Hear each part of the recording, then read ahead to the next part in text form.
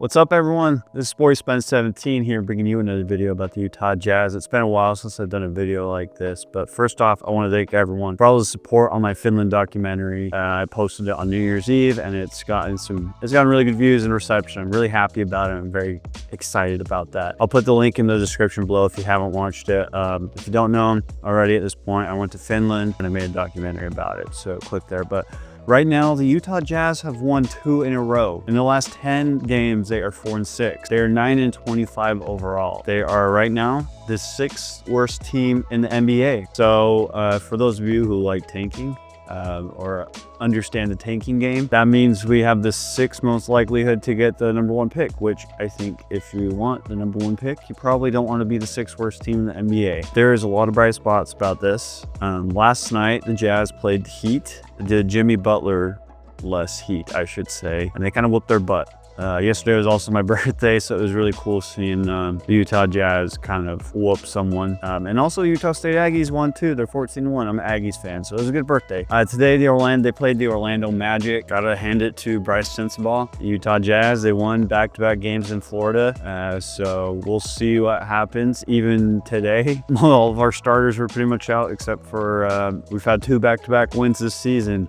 So it was interesting. I know Orlando was very injured. They had a lot of injuries too. To kind of dominate both games back to back away, it's almost like I wish that they could do games like that at home so the Utah Jazz fans would pay to see them. Interesting time. Bryce Sensabaugh had 34 points last night. Tonight he had 27 points. Kessler has been having a way better season than last year. Keontae George is still looking a little Trey Burkey, but I still think that there's hope for there. Lauri Markkanen has had an off season this year too. He's only averaging like 19.5 points per game. He's shooting 42% field goal and like 38% from 3-point shooting. So it's overall just a really rough season. I do think that if we were to get point guard who is very good, like say we get someone like Cade Cunningham, I think Lauri Markkanen would really shine with someone like that. Just right now we don't really have a true point guard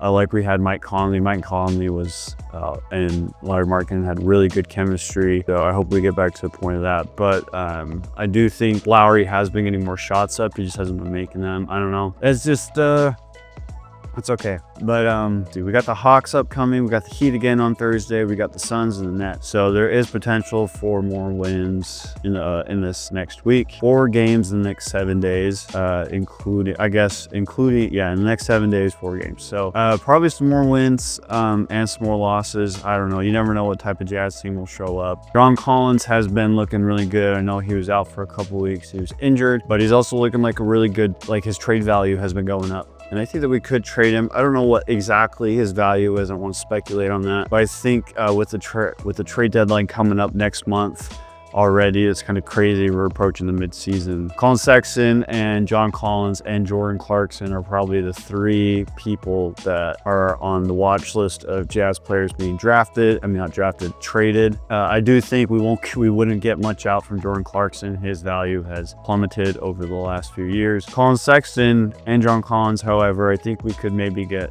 something valuable from it. We'll see what Danny Ainge does. John Collins is pretty young too, so he'd be a good asset on another team. He is getting paid $25 million a year, but I think the way he's playing this year, he kind of, I would say, is worth the $25 million a year on a championship team. I hope that we can have a few more fun wins throughout the year, and we're going to get a lot of losses. So that's all kind of catch-up time.